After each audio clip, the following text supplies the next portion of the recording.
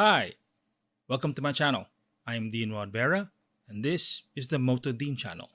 Today we'll talk about House Bill 1419, or properly called the Anti-Lane Splitting Act.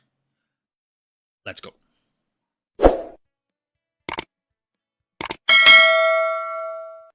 Hello, welcome back.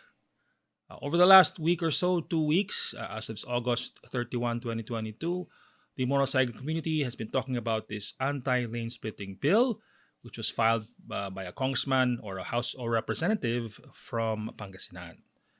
In this law, he gave it the term or moniker, the Anti-Lane Splitting Act. Now, I will look at this law or bill uh, through my lawyer's eyes with a motorcycle rider mind. In a sense, I'm looking at this whether the law is viable, is just, or maybe unconstitutional, or is it hard to execute. And of course, I will look at this with a motorcycle rider's point of view on how this law is anti-poor, anti or anti-stifling of our constitutional right to travel. That's a bit of a stretch though, but let's give it a try. All right.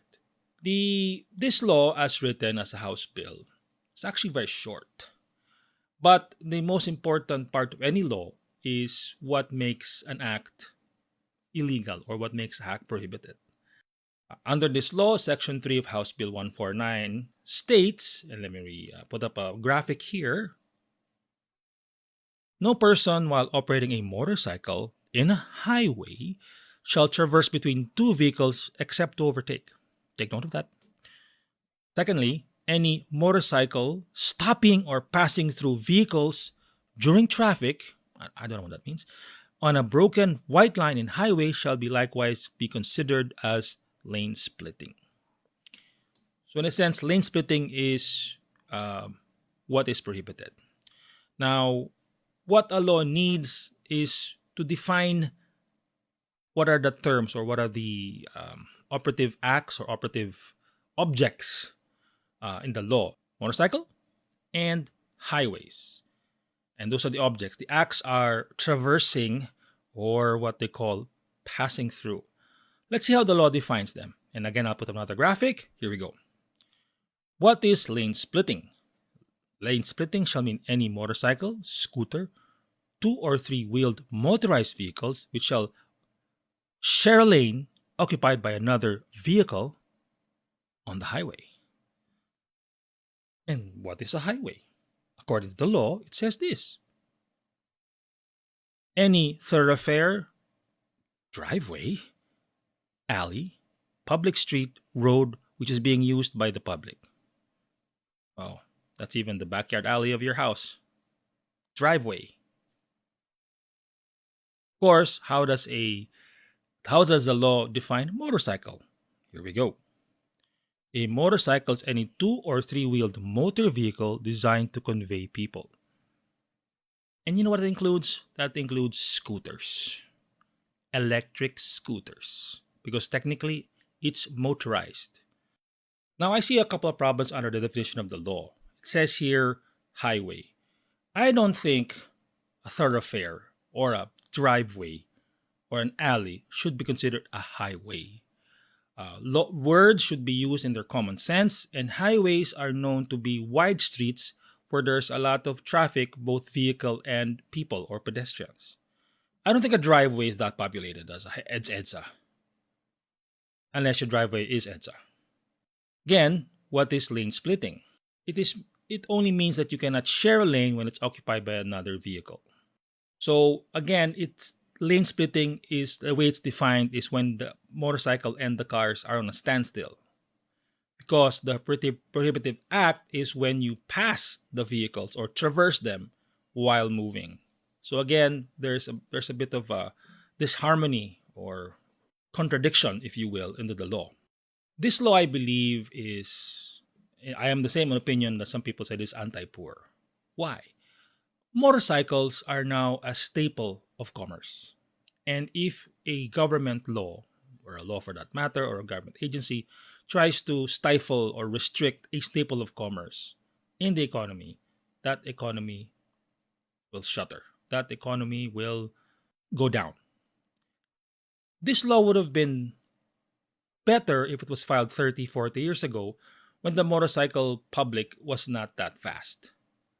Today, because of the economies of scale and with the new models coming out that are cheaper to make and more affordable, a motorcycle now is a accessible mode of transportation for the common folk.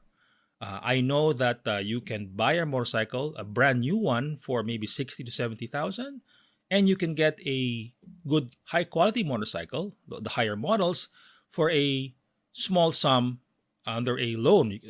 I know you can get a good Yamaha NMAX for 1,000 to 2,000 a month based on a good down payment.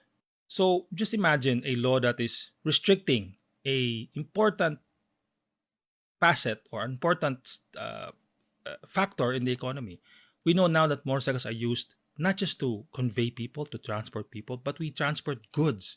We transport essential parts of our economy. We transport documents. We transport your delivery food. So now we have a law that actually hampers our economy. It hampers our access to movement. And that should not pass. But if it does pass, as it is worded right now, we have some leeway. I don't know why it's there, but this is how a lawyer's eyes look into the law. It says this: you cannot traverse between two vehicles except to overtake.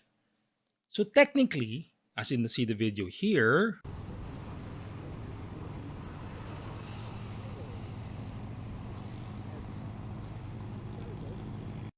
when a motorcycle lane splits, he's actually overtaking.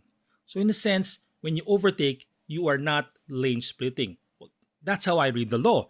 If you see anything different, please put it in the comments and let's talk about it. Another thing here, it says any motorcycle shall not traverse between vehicles during traffic.